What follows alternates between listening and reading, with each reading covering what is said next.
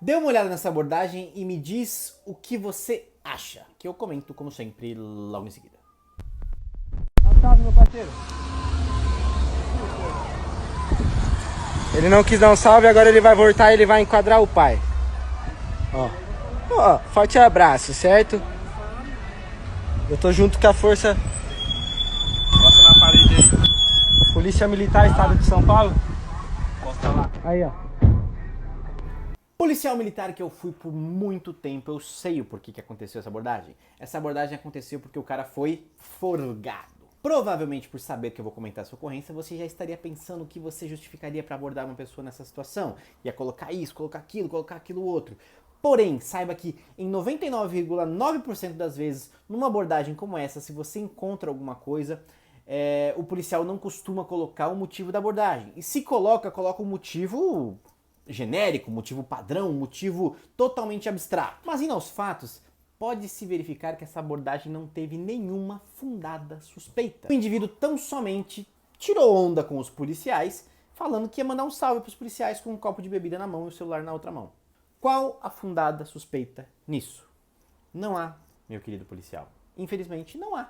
Através dos meus vídeos, dos meus ensinamentos, eu tento trazer você, tirar você, policial, dessa obscuridade do conhecimento. Tirar você dessa nebulosidade, dessa automatização de procedimentos impensados. E se questione, por que eu abordei aquele cara? Por que eu abordei aquele Zé? Por que eu abordei aquele feio? Quem não sabe, a gente usa esses termos na rua, né? Aborda aquele feio, aborda aquele feio. Não necessariamente porque o cara é feio, mas virou um termo genérico e geralmente são caras feios. Mas um feio juridicamente falando, tem cara de suspeita e tudo mais. Mas na prática, às vezes pode ser levado a abordar realmente o feio. Forgado, aquele cara que tá tirando onda com a polícia. Se você for analisar juridicamente, não há motivos quaisquer para esta abordagem. E isso é tão sério, pessoal, que você imagina que nesta abordagem o policial acaba encontrando drogas, acaba encontrando armas e etc. E esse vídeo ficou no celular do indivíduo e acaba sendo divulgado para o julgamento. Já há várias decisões de tribunais superiores anulando a abordagem com tudo que se obteve, às vezes já em nível de terceira instância, em tribunal superior, como eu falei, anulando tudo porque não houve uma justificada, uma fundada suspeita nos conformes do Código de Processo Penal, Código de Processo Penal Militar, para a abordagem. Nossa, doutor, que absurdo! Então, se eu achar arma, droga, pode ser que não seja nada levado em consideração?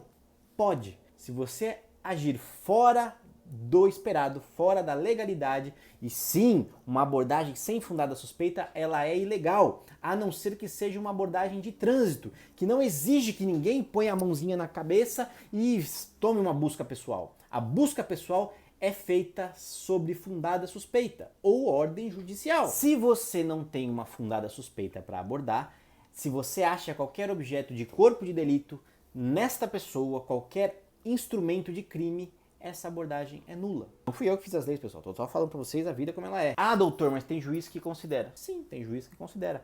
Mas uma grande maioria, inclusive de tribunais superiores, não estão considerando. Eu, como fui policial por muito tempo, eu entendo o que passou na cabeça dos policiais. O problema é que a nossa legislação não entende dessa mesma forma. Se você vai abordar alguém e não é infundada suspeita, é uma fiscalização de trânsito. No máximo, uma fiscalização de trânsito.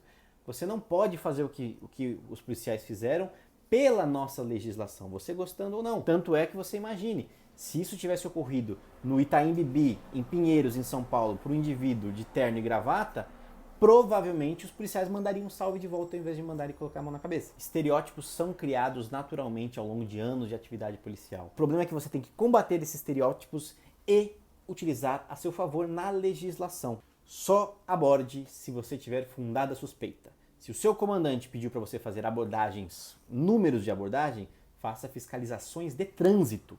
Ninguém pode cobrar de você um número de abordados em fundada suspeita, muito menos em flagrante delito. Mas o seu comandante pode, ao contrário do que muitos dizem, fazer uma produtividade de fiscalizações de trânsito. Porque nós temos 3 abordagens na Polícia Militar.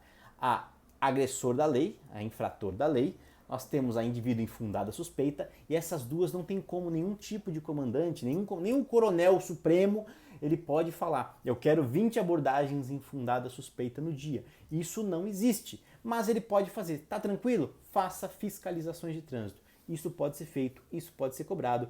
E apesar de muitas divergências de informações, tem muitas pessoas que não concordam com isso, isso é uma forma, sim, de controlar a produtividade da polícia militar. Óbvio, o comandante não pode pedir números absurdos, né? Eu quero 1000 abordados por dia. Tem que ser algo dentro da razoabilidade e proporcionalidade. Mas ao contrário do que muitos advogados defendem que é um absurdo pedir abordados, número de abordados. Concordo em partes, desde que não sejam infundada suspeita e infratores da lei.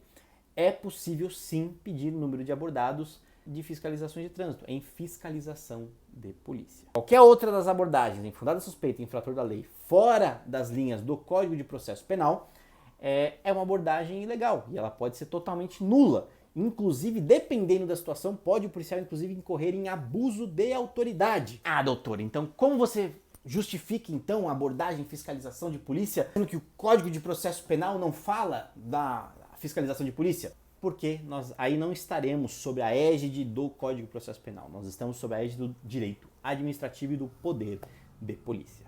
Forte abraço, até o próximo vídeo.